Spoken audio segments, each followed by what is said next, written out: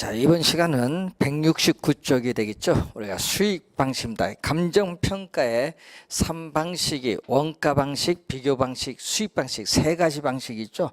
자, 이 마지막 방식에 대한 설명인데, 자, 부동산을 우리가 이용함으로써 어느 정도의 수익, 편익을 얻을 수 있느냐, 이 수익성의 원리를 근거로 합니다. 자, 이 수익성의 원리를 근거로 하고요. 자, 그리고 우리가 부동산을 우리가 이용을 하기 때문에 이것은 공급 측면이 아니라 수요 측면을 강조하죠. 그렇기 때문에 수요자 가격의 특징을 가지고 있죠. 자, 수익성의 원리와 수요자 가격의 특징을 가지면서 나타난 방식이 바로 이 수익 방식입니다. 자, 그래서 이 수익 방식은 특히 우리가 이 수익을 창출하는 이 수익성 부동산에 유용하게 적용할 수 있는데, 이 수익성 부동산은 이 기업용 부동산, 이 기업용 부동산은 우리가 상업용 부동산, 공업용 부동산, 광업용 부동산을 의미하고, 이 기업용 부동산에다가 이 임대용 부동산 두 가지를 수익성 부동산이라고 하는데, 이 수익성 부동산에 우리가 유용하게 적용할 수 있는 게 수익 방식입니다. 자, 그러면 또 수익 방식도 우리가 대상 물건의 가액을 구하는 이 수익 환원법이고, 이 대상 물건의 임대료를 구하는 방법이 수익 분석법이죠. 자, 수익 분석법은 기업용 부동산에만 적용하는데, 이 수익 분석법에서 구한 임대료를 수익 임대료라고 하죠. 자, 일반 기업 경영에 의해서 산출한 총 수익에서 비용을 우리가 공제한 순수익이죠. 자, 이 순수익의 대상 물건을 계속 임대하는 데 필요한 경비를 더해서 우리는 대상 물건의 임대료를 산정하는 감정 평가 방법 수익 분석법인데, 원래 시험에 또 요 수식을 주어지고 요 네모 안에 들어갈 말 무엇입니까? 출제를 또 27회 시험에 했었죠. 자, 이 수익 환원법의 또 개념은 또 26회 또 24회 시험에 출제했는데, 자, 이 수익 환원법에 구한 대상 물건의 가액을 이 수익 가액이라고 하죠. 자, 대상 물건으로부터 장래 산출할 것으로 기대되는 순수익이나, 이나는 또는이죠. 순수익이나 이 미래의 현금 흐름을 환원하거나, 환원할 때는 이 환원 이율로 환원하겠죠. 환원하거나 할인은 또 할인율로 또 할인하겠죠. 환원하거나 할인을 하여 대상 물건의 가액을 산정하는 감정평가 방법을 수익환원법인데, 자, 이렇게 구하는 방법 우리가 두 가지가 있습니다. 자, 그래서 이 개념을 또 우리가 자주 출제를 하고 있는데, 자, 이 수익환원법을 구성하는 3요소가 이 왼쪽으로 보면은 이 순수익은 순영업소득을 줄임말이죠. 자, 순영업소득을 줄임말이 순수익이고, 자, 순수익에다가 또 환원이율에다가 또 수익 가액을 구하는 이제 수익 우리가 환원 우리가 방법, 이렇게 세 가지가 수익환원법을 구성하는 3요소다, 이렇게 볼 수 있죠. 자, 순수익은 연간 단위, 순영업소득은 우리는 항상 연간 단위로 구한다. 예, 여러분, 산정은 구한다는 얘기죠. 이 산정은 구한다, 연간 단위로 구하는데, 자, 이 투자 이론에서 배우셨던 이 수식을 많이 이용하죠. 우리는 가능 조소득은 임대 단위수를 100% 완전히 임대되었을 때 얻을 수 있는 최대한의 임대료 수입에다가 여기서 공실 및 우리가 불량부채는 회수 불가능한 임대료 수입이죠. 불량부채를 빼주고 또 자판기 수입이나 건물의 주차료 수입과 같은 기타 소득을 대주면은 유효 조소득이 나오죠. 바로 공시를 감안한 임대료 수입이 나오고, 자 여기서 부동산을 운영하고 유지하는 데 드는 비용인 영업경비를 공제해 주면은 순 영업 소득 순수익이 나오는데, 자 이렇게 순수익을 이렇게 구하는 방식을 우리는 시험 문제에 많이 출제를 하는 거죠. 순수익 구하는 방법. 또 요 네모 안에 들어갈 말 무엇입니까? 우리가 18회 시험에 또 출제를 했었죠. 자 그리고 또 요 네모 안에 또 요 들어갈 말 무엇입니까? 자 요 네모 안에 또 들어갈 말 무엇입니까? 여기서는 또 16회 시험에 출제를 했고, 또 이 개념과 관련해서 24회 시험에 출제했고 또 26회 시험에 또 출제를 했죠. 자주 우리가 출제를 하는 개념입니다. 자 환원 우리가 이유를 한번 보면, 이제 순수익은 요 수식 정도 알아두시면 되죠. 이 대상 부동산에 귀속되는 적정한 수익이 순수익이고, 이 환원 이율을 보게 되면은, 자 환원 이율의 개념을 보면은 이 대상 물건으로부터 장래에 산출할 것으로 기대되는 순수익을 통해서 우리는 부동산에 있어서의 이 가액을 구하기 위한 이율의 개념이 환원이율인데, 부동산 가액이 10억이고 순수익이 1억이면 10%죠. 환원이율. 그래서 이 환원이율은 바로 수익률이죠. 그래서 이 부동산의 이 수익성을 우리가 측정하는 지표다. 이 부동산에 있어서의 이 수익성을 우리가 나타내는 지표고요.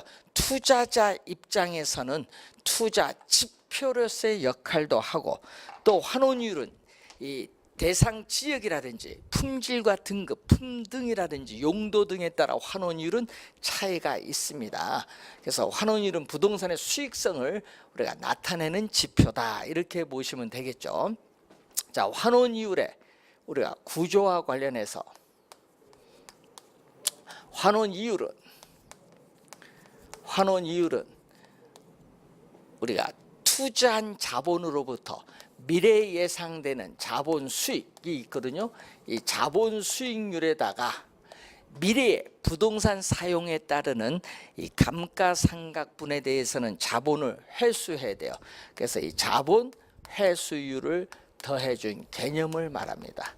이 자본 수익률에 자본 회수를 더해준 개념인데, 이 자본 수익률 요 네모 안에 들어갈 말 무엇입니까? 14회 시험 출제됐고, 요 수식은 9회 시험에 또 출제가 됐었죠. 요 개념, 이 자본 수익, 미래 부동산 투자로부터 미래에 예상되는 자본 수익을 우리가 현재의 가치로 할인을 하기 때문에 이 평가에서는 자본 수익률은 할인율의 개념을 의미하고, 이 자본 회수율은 우리가 감가상각률을 의미한 거죠. 감가상각분에 대해서 자본을 회수하는 것이기 때문에 감가상각률을 의미하는 개념이다.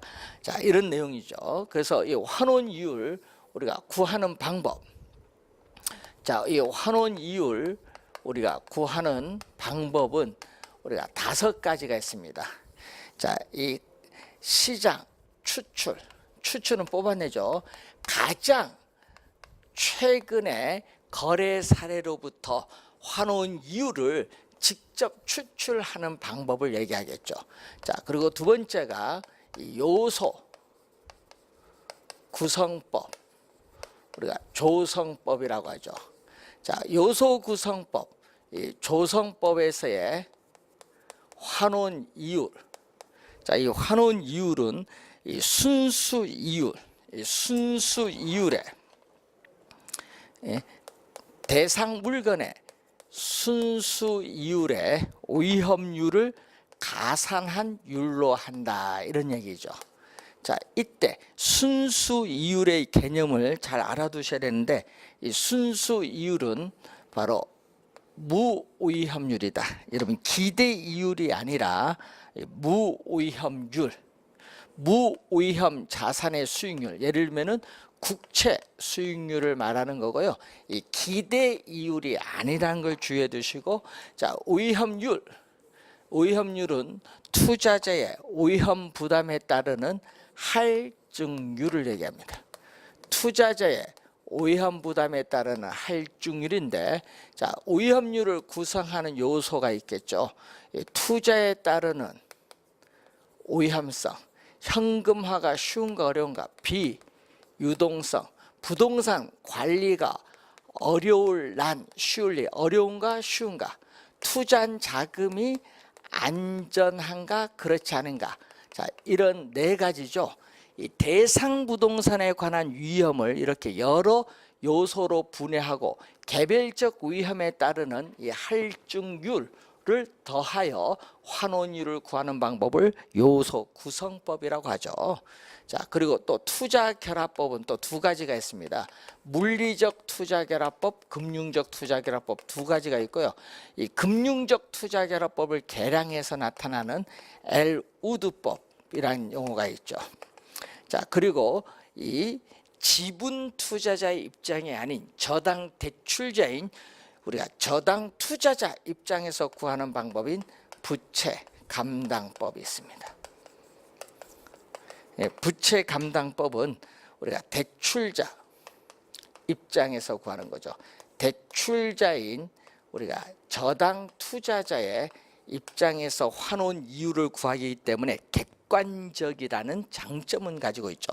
그래서 여기서는 우리가 부채 감당법에서의 환원 이율은 부채 감당률, 자, 순 투자이론에서 배우셨는데요.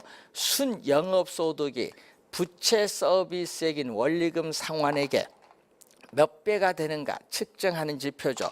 부채 감당률에 부동산 가격에 대한 대출금이 차지하는 비율, 대부 비율에다가 이 저당 상수를 곱해주면 구할 수 있는데, 자, 시험에 우리가 이 네모 안에 들어가면 묻는 거 18회 시험에 출제했고, 요 계산 문제는 24회 시험에 또 출제를 했죠.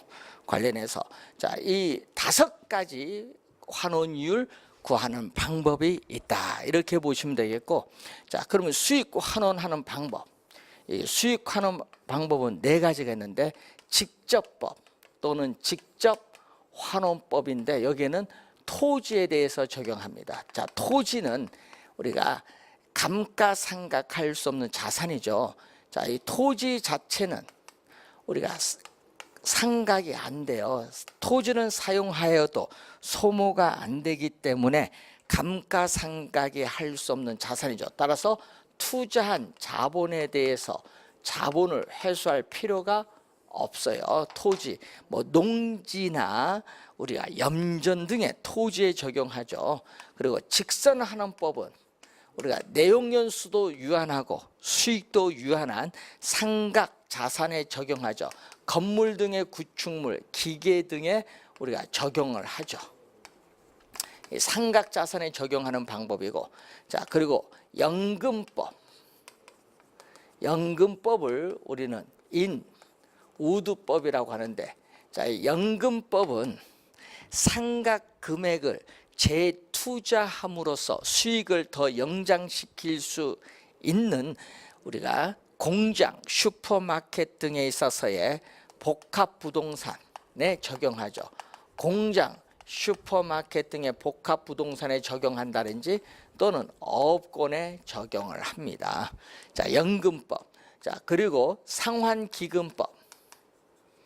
이 상환기금법을 우리는 호수 콜드법이라고 하는데, 이 호수 콜드법은 우리가 상각 금액을 재투자하여도 수익을 영장시킬 수 없는 우리가 광산이라든지 채석장이라든지 광업권 등에 적용을 하죠. 적용 대상 물건을 보는데, 자, 요 2가지는 복합 부동산에 적용합니다. 부동산이 부지와 건물, 기타 상각 자산의 결합으로 이루어진 경우에 이 부동산에 있어서의 일반 기업의 경영 또는 임대에서 발생한 순수익에 우리는 복리연금형가율을 곱하면 연금법이고 수익형가율을 곱하면 상환기금법이래요. 그래서 이 복합부동산의 두 개는 적용한다. 네 가지 방법인데 자세한 사항은 기본서에서 보고요. 어디에 적용하느냐, 종류 네 가지 종류 있다는 것 기억해 두시면 되겠습니다. 자, 이런 기본적인 내용을 우선 보시면 되겠죠.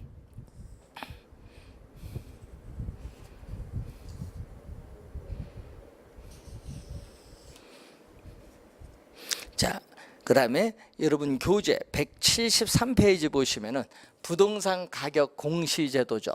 자, 이 부동산 이 가격 공시 및 감정평가에 관한 법률이 바뀌었거든요.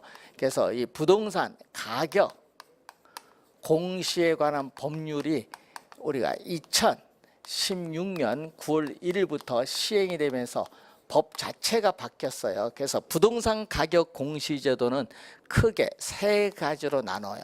자, 이 9월 1일 이전에는요 두 가지였다가 이제 하나가 더 도입이 됐다는 얘기인데, 이 토지 가격 공시제도가 있어요.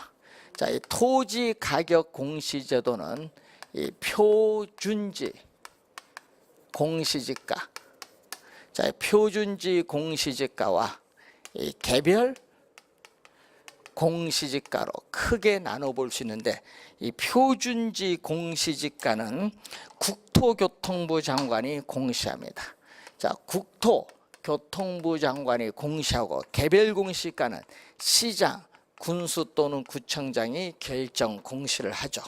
자, 그러면은 이 표준지를 선정을 하는데, 자, 이 표준지 는 토지의 특성 중 개별성의 특성으로 해서 표준지를 선정하기가 어려운데, 그래서 우리가 거래 대상이 되는 약 2,900만 필지 중에서 표준지를 우리가 50만 필지를 선정을 해요. 자, 그럼 표준지를 선정을 하게 되면은 이 표준지를 선정하면 이제 조사 평가를 해야 돼요. 이 조사 평가를 통해서 우리는 심의를 해야겠죠. 그래서 중앙 부동산 가격 공시, 자, 여러분 바뀌기 전에는 평가였는데 이건 바뀌었거든요. 중앙 부동산 평가가 아니라 중앙 부동산 가격 공시 위원회의 심의를 거친다. 심의. 그래서 여러분 조사 평가를 먼저, 심의는 나중 꼭 기억해 두시고, 국토교통부 장관일 때는 중앙, 시장, 군수, 구청장이 나오면은 시군구 이렇게 들어가면 돼요. 심의를 거쳐서 국토교통부 장관이 표준지 공시가를 공시하고 이 열람을 등을 통해서 이 신청이 있으면 이 신청을 하게 되겠죠. 자, 그럼 이 표준지 공시지가의 개념은 뭐냐? 자, 이 표준지 공시지가의 개념이 나오죠. 자, 이 토지 이용 상황이나 주변 환경, 우리가 그 밖에 자연적 사회적 조건에 따라, 자, 여러분 교재 173페이지 나오죠. 토지 이용 상황이나 주변 환경, 그 밖에 자연적 사회적 조건이 일반적으로 유사하다고 인정되는 일단의 토지 중에서 선정한 표준지에 대하여 매년 공시기준 현재에 있어서의 단위 면적당 적정 가격을 표준지 우리가 공시지가인데, 주의해야 될 것은 거기에 보면은 단위 면적당 적정 가격이 나오거든요. 이 단위 면적당 적정 가격을 표준지 공시지가인데, 이 단위 면적을 주의하겠죠. 단위 면적은 1제곱미터입니다. 여러분 평이 아닙니다. 1제곱미터당 적정 가격이라는 용어죠. 자, 표준지 공시가의 개념입니다. 자, 공시 기준이라는 용어가 앞으로 이제 많이 나오는데, 공시 기준일은 우리가 매년 1월 1일을 의미하죠. 공시 기준일은 매년 1월 1일. 자, 우선은 표준지 공시지가인데 또 공시상도 시험에 잘 나오죠. 자, 자, 표준지 공시지가의 공시상을 보면은 표준지가 어디느냐? 표준지의 지번, 표준지의 단위 면적당 가격, 표준지의 면적 및 형상, 표준지 및 주변 토지 이용 상황, 그 밖에 대통령령이 정하는 사항이 있어요. 자, 그것을 염두에 두시면 되겠고, 자, 이 신청을 할 때는 공시1이죠. 공시1, 공시 기준일이 아닙니다. 공시1부터 우리가 30일 이내에 합니다. 자, 공시일부터 30일 이내에 누구에게? 표준지 공시지가는 국토교통부 장관에게, 개별 공시지가는 시장, 군수 또는 구청장에게 어떻게 돼? 서면, 구두가 아닙니다. 서면, 서면으로 우리는 이를 신청할 수 있다. 자, 여러분, 이를 신청하지 않고 또 뭐 할 수 있다? 행정소송을 제기할 수도 있겠지. 자, 그러면은 이 신청 기간, 이 신청이 있은 날, 이 신청을 받은 날이 아니라 이 신청 기간이 만료된 날입니다. 이 신청 기간이 만료된 날, 이 신청 기간이 만료된 날부터 우리가 며칠 또 30일인데 요거 합쳐서 60일로 또 출제를 많이 하는데 60일이 아니다. 30일 이내에 또 어떻게 돼요? 서면으로, 구두가 아니다. 서면으로 신청인에게 어떻게 돼요? 통지하여야 한다. 하야는 반드시죠. 그래서 여러분이 이 신청 기간이 만료된 날부터 30일 이내에 이 신청을 심사하여 서면으로 신청인에게 통지하여야 한다는 거죠. 이 신청 시험에 또 자주 출제를 하는 내용입니다. 그래서 이 신청자는 토지 소유자, 토지 이용자, 그 밖에 법률상 이해 관계를 가진 자가 이 신청을 할 수 있는 사람이 되죠. 자, 그 내용이고, 개별 공시가는 우리가 표준지 공시지가를 기준으로 하죠. 그래서 이 토지의 특성, 항목별 가격 배율을 표시한 표, 토지 가격 비준표를 사용해서 개별 공시가를 구하는데, 개별 공시가는 표준지 공시지가의 공시 기준일 현재의 관할 구역 안에 단위 면적당 가격을 말합니다. 자, 그래서 공시 시한, 자, 개별 공시지가의 공시 시한은 우리가 매년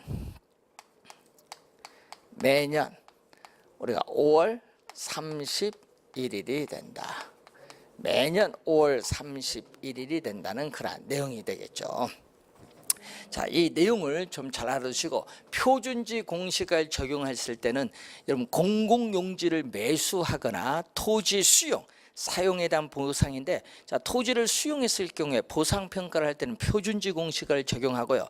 또 개발이익 환수에 관한 법률에는 개발부담금을 부과한다, 또 세금 부과한다, 이럴 때는 개별 공시가를 적용합니다. 그걸 잘 구별을 좀 해두셔야 되겠고, 자, 그러면 주택 가격 두 번째, 주택 가격 공시제도죠. 자, 이 노무현 대통령 때 도입된 주택 가격 공시제도인데, 자, 여기에는 이 단독 주택 가격 공시가 있고, 공동주택은 아파트, 연립주택, 다세대 주택이죠. 가격 공시가 있는데, 자, 이때 표준주택 가격이 있죠. 자, 표준 주택 가격, 그리고 이 개별 주택 가격이 있습니다. 자, 이 표준 주택 가격은 또 국토교통부 장관이 공시해요. 개별 주택 가격은 시장, 군수 또는 구청장이 결정 공시하고, 공동주택 가격은 국토교통부 장관이 공시를 합니다. 그래서 여러분 교재에 우리가 또 우리가 5페이지 보시면은 우리가 나와 있습니다. 자, 국토교통부 장관은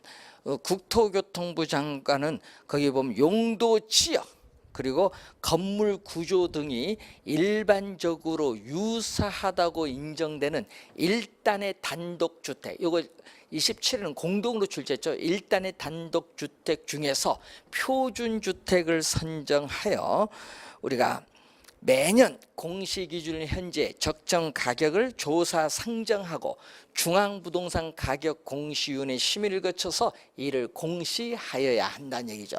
그래서 표준주택 선정, 조사 평가, 중앙부동산 가격 공시위원회 심의를 거쳐서 우리는 표준주택 가격을 공시하고 열람을 초청해 이의 신청하는 건 똑같습니다. 그래서 이 표준주택 가격 공시사항도 시험에 많이 나오죠. 표준주택의 집은 어디 있냐, 표준주택 가격, 표준주택의 대지 면적 및 형상, 표준주택의 용도, 구조, 연면적, 사용 승인을, 임시 사용 승인을 포함하죠. 이걸 우선 또 출제를 많이 하고, 이 개별주택 가격은 관할 공시기준일 현재의 표준주택 가격 기준으로 관할 구역 안의 개별주택 가격을 결정 공시하고 이를 관계 행정기관 등에 제공하여야 한다. 자, 그런데 문제는 두 개. 공시 시한은 매년 4월 30일이다. 개별 공시과 다릅니다. 매년 4월 30일이다라는 거. 자, 그 내용이 이제 거기에 나와 있는 그러한 내용이 되겠습니다. 자, 그래서 여러분 교재 176페이지에 공동주택 가격이 나오죠.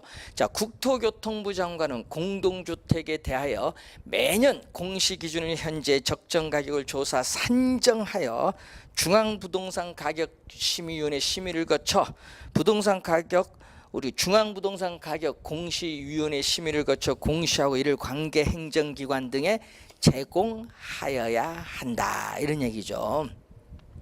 자, 그 내용을 염두에 두시고, 자, 177페이지에 이번에 도입된 제도가 나오죠. 자, 여러분이 이번에 도입된 제도 비주거용 부동산 가격 공시 제도가 이번 도입됐어요. 그럼 이 비주거용 부동산에 대한 가격을 공시하는 제도가 도입됐는데, 자, 여기에는 비주거용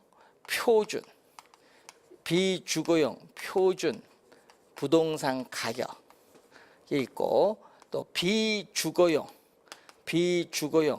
개별 부동산 가격이 있고, 비주거용 집합 부동산 가격이 있는데, 자, 여기는 국토교통부 장관, 여기는 시장, 군수 또는 구청장이 결정 공시, 국토교통부 장관이 공시한데, 자, 여기 표준 개별, 여기는 집합이라는 걸 염두에 두셔야겠죠.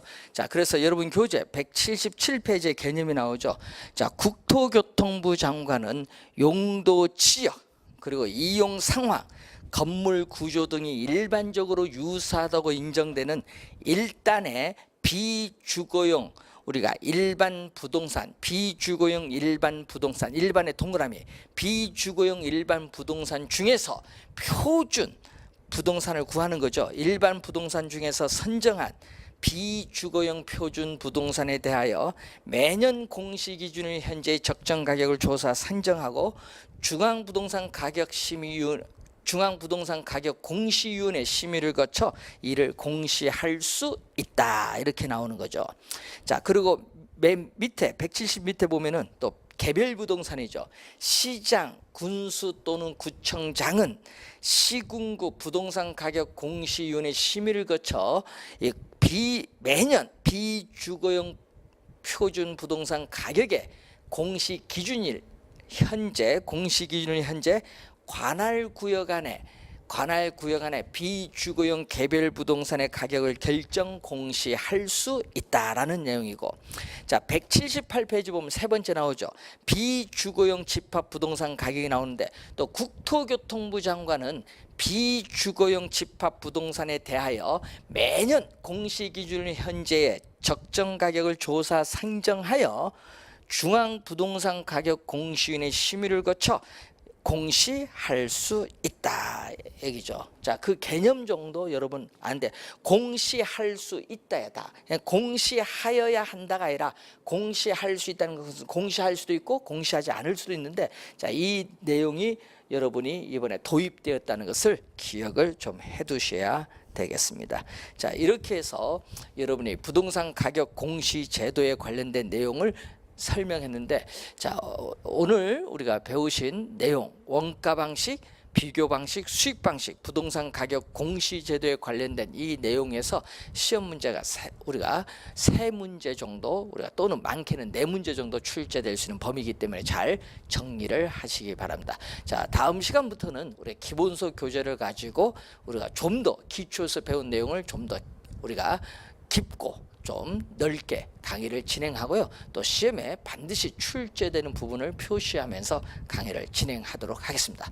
자, 그럼 여러분이 즐거운 연말 잘 보내시고 내년 1월 달에 다시 뵙도록 하겠습니다. 수고 많으셨습니다.